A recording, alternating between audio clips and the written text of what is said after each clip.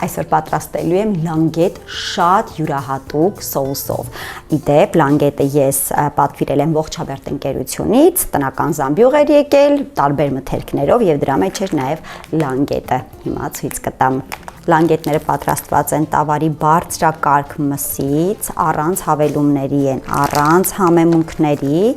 եւ ինչպես տեսնում եք, ծեծված, պատրաստված, որ մի անգամից պատրաստենք։ Իդեպ լանգետները ես տապակում եմ կարագի եւ բուսայուղի մեջ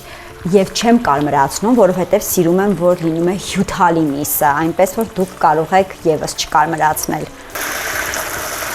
Լանգետը տապակեցի, հանեցի եւ փայլատիթեղով ծածկել եմ, այս յուղից չեք հրաժարվում, սա ամենակարևորն է մեր սոուսի համար։ Սկսեմ պատրաստել։ Ինձ անհրաժեշտ է սև հատիկավոր պղպեղ, ինքը հենց սև պղպեղով սոուս է։ Կարևորը շատ չմանրացնեք, որ չդառնա փոշի։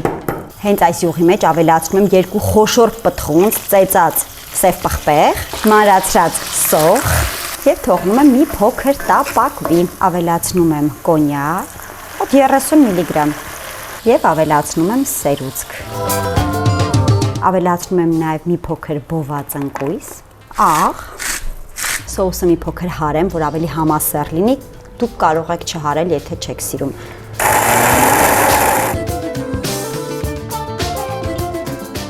Սեղմեք լայքի կոճակը, սրտիկեք ինձ, ուղարկեք այս բաղադրատոմսը ձեր մսակեր ընկերոջ է, իսկ ես գոհ եմ ինձանից։